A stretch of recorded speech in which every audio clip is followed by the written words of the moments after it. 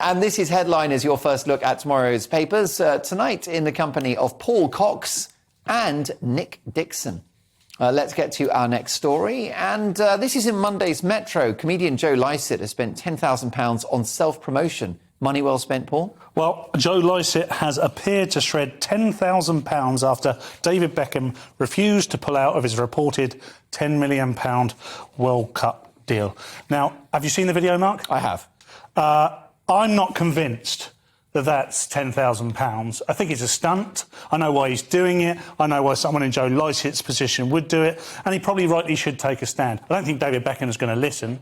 And I was just a bit disappointed with the video in the end because it was, I mean, there was a flamboyant jacket and it felt to me by the end all Joe was really doing was showing off that jacket, which was fabulous, by the way. But I don't think, I'd like to think, I really would like to think that he didn't shred that £10,000 because I do think in this particular climate, that's a bit of a slap in the face to many of us. Yeah. I mean, I think the first video when he explained what he was going to do was hilarious, wasn't it? Yeah, I think, and it was a shame that I think the final video wasn't, and it probably was deliberately sombre. Joe Lycett probably made the decision that this is a very serious thing to him, so I can understand that, but I'd like to have seen it a bit funnier than just... Big Nick Dixon, what do you think? Joe Lycett's one of the comedians that's actually been nice to me.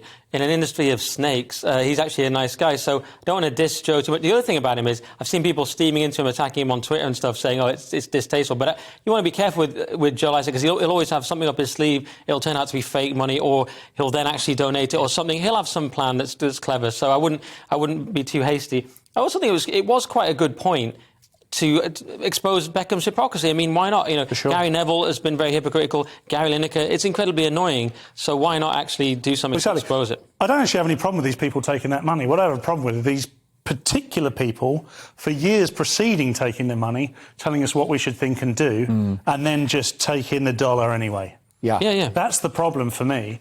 And if I was in Joe Lycett's position, I'd make this stand as well. Now, I think he's coming at it from a slightly different angle than Nick and I are. However, I tend to agree with Nick. I can see this doesn't feel like the end of this, and I'm pretty sure that Joe Lycett's a very good comedian. I can see something else coming out of this. But you would shred about 10 quid if it was you. Yeah, that would be about the similar statement, actually.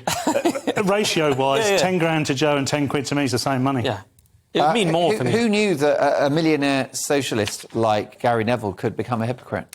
Who knew? I can't believe it. We live and learn. I'm gutted. Just going to process that as we move on to our next story.